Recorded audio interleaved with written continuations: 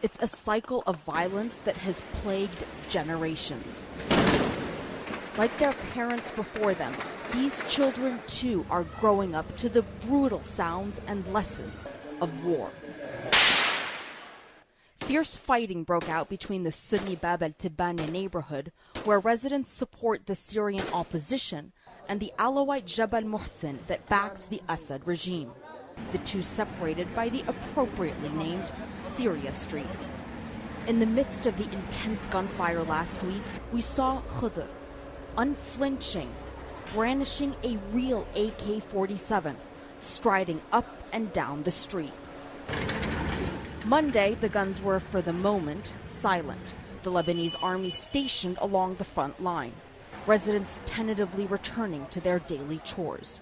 Water guns temporarily replacing real ones. And we met up with Khudr and his family again. He's a soft-spoken, shy child.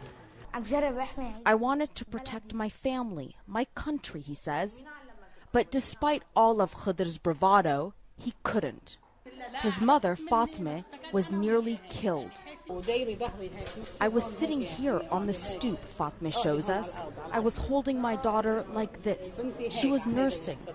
The next thing Fatma knew, she and her baby girl were drenched in blood. So it seems like the bullet came in.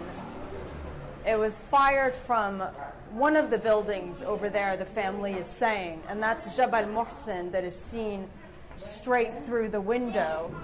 But they thought that they would be safe inside, and they're saying that the bullet ricocheted, hitting the wall right here, and then bounced down to the spot, Virginia, that the kids are pointing at right there, and then managed to ricochet up into her face through, like just like that. Khudr comes out with the bullet, or what's left of it. This is the one that went through me.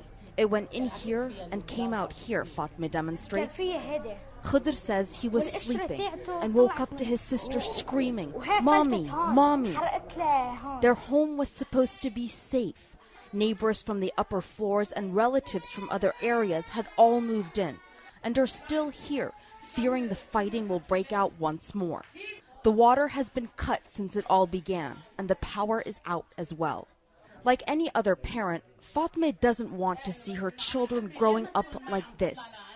We lived through this already, she says, of her generation, and now we're bringing up our children with this? They are forced to carry guns. They grow up with this, not toys, but with shooting and killing.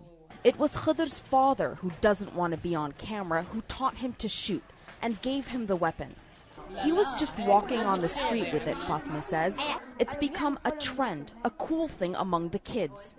But just the other night, she tells us, she woke up to Khudr screaming in his sleep. He was shouting, "I have nothing to do with it. It's not me."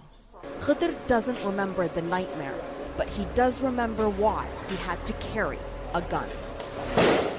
Arwa Damon, CNN, Tripoli, Lebanon.